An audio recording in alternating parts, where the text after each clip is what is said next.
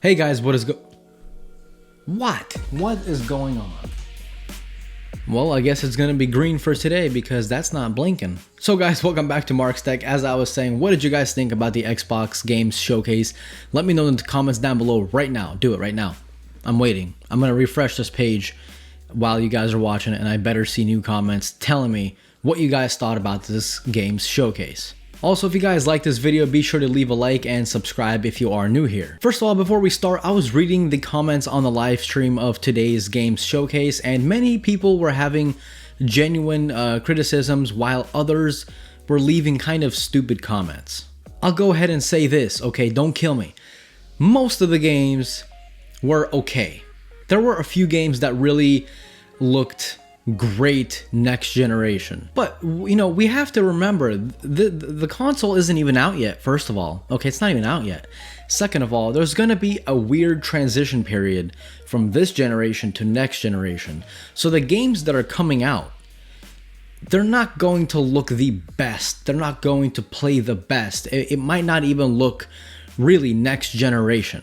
People have to wait about a year or two for the game developers to really start focusing on next generation, you know, or really this generation in 2 years. I'm talking about the PlayStation 5 and the Xbox Series X. These consoles are going to be around for 7-8 years. We cannot judge them and their performance based on what we see right now. A good example is think back when the PS3 was out, right? And the PlayStation 4 came out.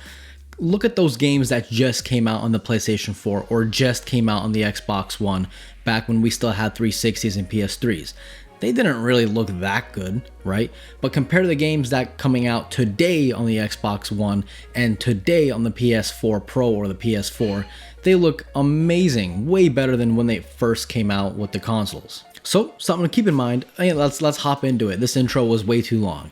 So, as I guessed, Halo Infinite is going to be the first thing that they showcased us in this game's showcase. Halo Infinite looked great, looked amazing.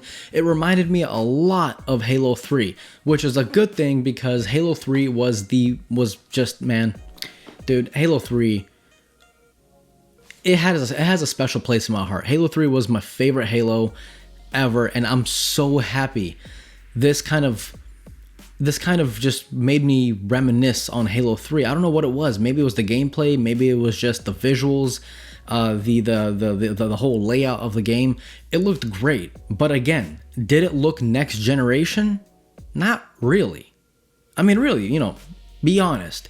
It didn't look and play like next generation. It didn't really show us something that we've never seen before, except higher fidelity graphics, longer or more draw distance, popping visuals, you know, stuff that we kind of should already expect. But it didn't really show us anything that was just like mind-blowing. It's a good Halo game. I'm sure the story will be amazing. I can't wait to play it.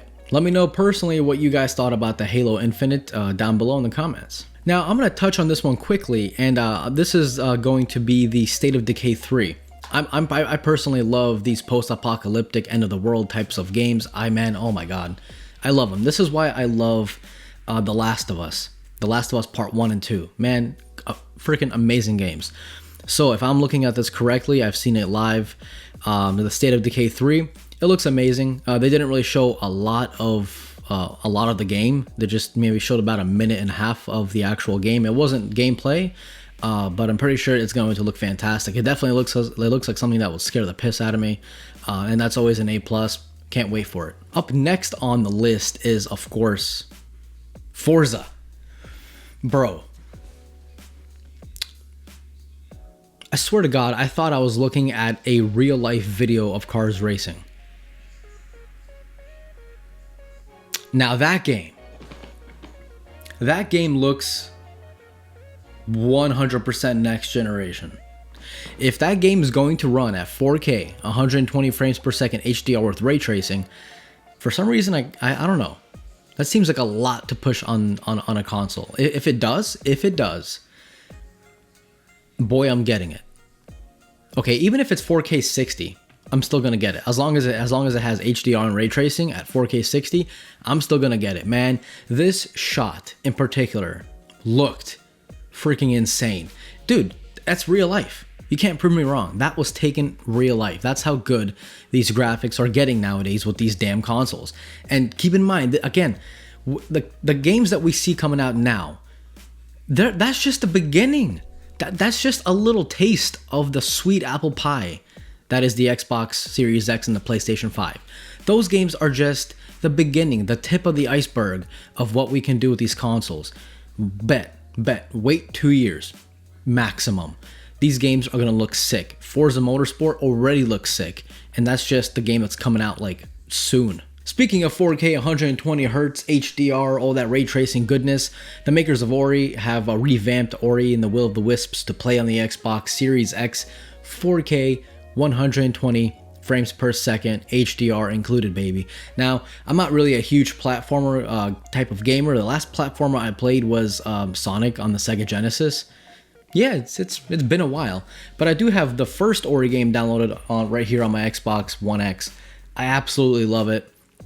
So this Will of the Wisps game getting a kind of a revamp to 4K 120 frames per second HDR, bruh, like that is gonna be amazing. The next game that really looked good for me was called The Medium.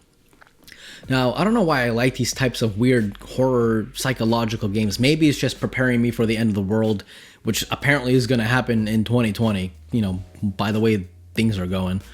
So yeah, this game looks pretty good. I think this is the first game on this list that really showed off the power of the Xbox Series X. And not many people are talking about it, or at least not that I've seen. This game, apparently, you can have two worlds rendered at the same time and play them at the same time. I don't know, check it out. So I don't really know how this is gonna work. Are you gonna be able to literally play at the two worlds at the same time? Or is it gonna be something like what GTA 5 did, where you can kind of bounce between the two worlds or two places? Either way, it looks interesting. I've never really heard of this game, to be honest, but it looks good, and I'm glad I looked at the trailer. Can't wait to play it. So do you guys remember Destiny? For the 5 people that play it, and I'm one of those 5 people. Listen, I don't know what it is, okay? Destiny is a good game. I love it. I don't know why. I really don't know why. You're doing the same thing over and over again. Go do that raid. I'll go do this mission. Do this mission again. I'll do that raid again. Oh, a different raid came out, but it's kind of the same thing as the last raid. Go do that one. And I do it. I don't know why. It's so fun. But come September, every single Destiny 2 expansion is going to be free on Game Pass. And then when the Xbox Series X comes out, it is going to play in glorious 4K 60 HDR. I mean, we've seen this coming. Is this a surprise? No. Am I happy? Yes. Oh yeah, if I'm sweating, it's because I live in Florida and our AC broke. So it's pretty much the state of decay in this room. And a brand new Stalker game, Stalker 2. Now, as you guys know, I'm new to Xbox and I don't have a PC, so I couldn't really ever play Xbox games before. Long story short, never played Stalker. It looks good because, again, post-apocalyptic survivor horror game. Can't wait to play it. Never played it before. I've seen videos about it, but just never played it. So this will be my first Stalker game. I might buy the first one just to try it out since I got the Xbox now. Let me know in the comments below. Should I try the first Stalker game? Drop me answers in the comments. Oh, by the way, Microsoft, what the hell? Why did you not showcase the game that, like, I'm pretty sure, look, I'll be honest. I am more excited for this game than I am for Halo. Do you guys know what it is? No, it's not Gears of War. Gross. It's Flight Simulator, man. This game has, hang on, I don't want to get demonetized by saying this word. Let me see how to really pronounce it. It has 2 petabytes of map data. So you can literally fly a plane over your house, depending on how new your house is and how new that map data is. And apparently it has real-time weather. How's that even gonna work? They're pulling some black magic to make this game, and they didn't even show us anything new. I mean, thank God it comes out in 3 weeks. I think it comes out in August 18th. Let me double check. Yeah, it comes out August 18th. Listen, my body is ready like it's never been before. Now, there were other games showcased here, but at the showcase, but most of them are, I don't know. I don't really like them personally. They weren't exactly amazing AAA games. I kind of focus on the games that really kind of like stood out to me and that I personally cannot play, and those are the games that I just mentioned. The rest were good, the rest were fine. There were a few kind of family type of games.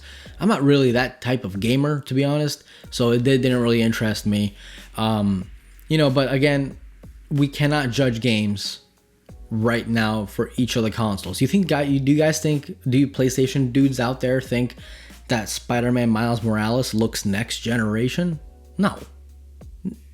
It looks this generation. The one game on the PlayStation that looks truly and plays truly like next generation is Ratchet and Clank. That really shows off the speed of the SSD, where you can literally transport into a different map or a different level without it even loading. That's showing off the true potential power of the PlayStation 5, similar to the Medium on the Xbox. You can actually have two worlds rendered at the same exact time and play them both somehow at the same exact time. So both systems have games to really show their power, but it's just like right now it's not really going to be mind-blowing, just as it was, like I said in this video earlier on. The switch between the PlayStation 3 and the PlayStation 4 and the Xbox 360 and Xbox One wasn't anything big at all. So yeah, this was Mark from Mark's Tech. Again, let me know in the comments below what you guys thought about this games showcase. I know PlayStation is having another games showcase in August. Oh boy. We'll see. Alright guys, adios.